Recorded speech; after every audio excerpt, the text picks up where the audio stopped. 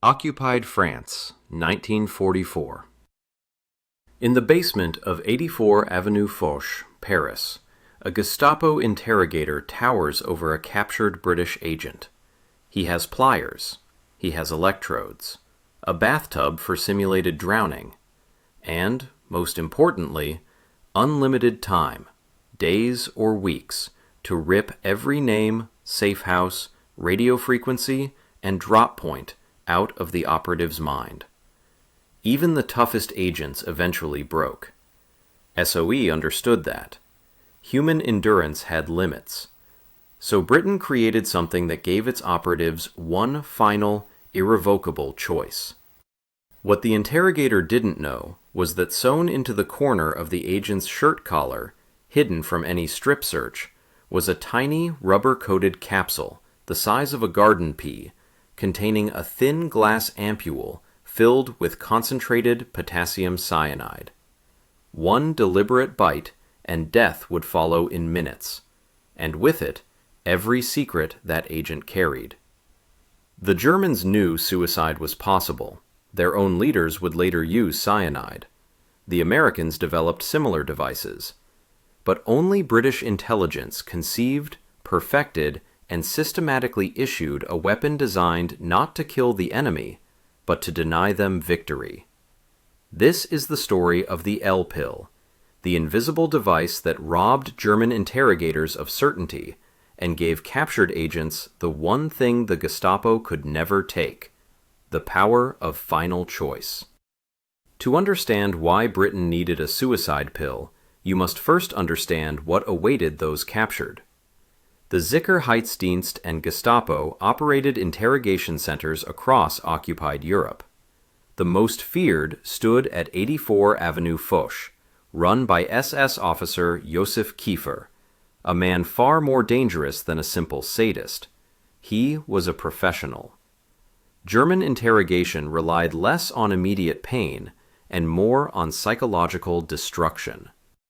Agents were confronted with evidence of betrayals they didn't know had happened, photos of friends already captured, decoded messages they thought were secure, documents in their own handwriting seized months earlier. Kiefer offered cigarettes, coffee, false kindness, false threats, truth mixed with lies, until the prisoner could no longer tell which was which. And when the psychology failed, the brutality began. Beatings, waterboarding, electric shocks, sleep deprivation that induced hallucinations, suspension by the wrists until shoulders tore, and the infamous baignoire, where prisoners were held underwater until drowning felt seconds away. A single broken agent could take down an entire resistance network within hours. One name became 10 arrests. 10 arrests became 100. The Prosper network collapsed exactly this way in June 1943, with more than 400 arrests cascading from a handful of compromised operatives.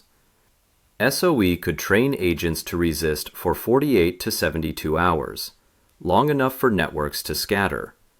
But no human could endure indefinitely. Everyone talked eventually. The only question was how much damage they caused before breaking. The problem had no traditional solution, so Britain sought an untraditional one.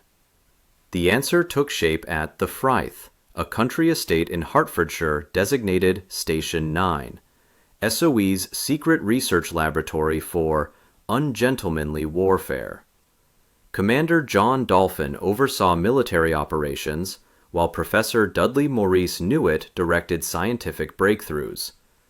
Their workshop, which produced explosive coal, incendiary briefcases, and the legendary well-rod pistol, now turned to a weapon unlike any other, a capsule that gave agents complete control over their own silence. The design challenge was immense. The device had to kill quickly and reliably. It had to be tiny enough to hide in clothing. It had to survive beatings, searches, and accidents without killing the carrier. And it had to be activated only by deliberate choice. Scientists settled on concentrated liquid cyanide sealed inside a thin glass ampule, fragile enough to shatter under a single bite. This ampule was encased in a rubber shell to prevent accidental breakage or poisoning. Swallowed whole, the rubber would protect it through the digestive tract. Only purposeful pressure between the teeth released the lethal dose. Cyanide kills by binding to cytochrome oxidase in the cells, preventing them from using oxygen. The victim suffocates from the inside. Death often arrived within minutes. Mass production took place at Station 12, Aston House, under Colonel Leslie J. Cardo, believed to be an inspiration for James Bond's Q. Numbers remain classified, but the device's simplicity suggests thousands were made. Concealment methods were ingenious. Women carried pills sewn into skirt hems. Men hid them in shirt collars. Others disguised them as coat buttons or inside modified lipstick tubes. The Hollywood myth of cyanide stored in hollow teeth is just that, a myth. Realistic teeth were far too small to contain an ampule this size. The L-pill represented more than a suicide device. It was a psychological contract. Capture did not have to mean betrayal. Torture did not have to end in confession. Agents went into the field knowing they held the final decision. The clearest confirmed use came from Jacques Bingen of the French intelligence service BCRA, working closely with SOE. Betrayed and arrested on May 12, 1944, weeks before D-Day, he swallowed his pill rather than risk compromising the entire French resistance network. His body disappeared into German custody. He received the Ordre de la Libération posthumously. British agent Henri Leclerc used his pill in May 1942 after shooting 2 German officers during an escape attempt. Pierre Maréchal did the same in late 1943. Yet the most revealing case involved a man who couldn't, or wouldn't, use his. Pierre Brossolette, another French officer working with British intelligence, endured weeks of torture at Avenue Foch. On March 22, 1944, he threw himself from a 5th-floor window to avoid breaking under interrogation. Historians believe the Gestapo had confiscated his L-pill during his capture, suggesting they were aware of the device and searched for it. Other cases show how easily fate interfered. SOE agent Violette Szabo issued an L-pill before her mission, was captured before she could reach it, and later executed at Ravensbrück.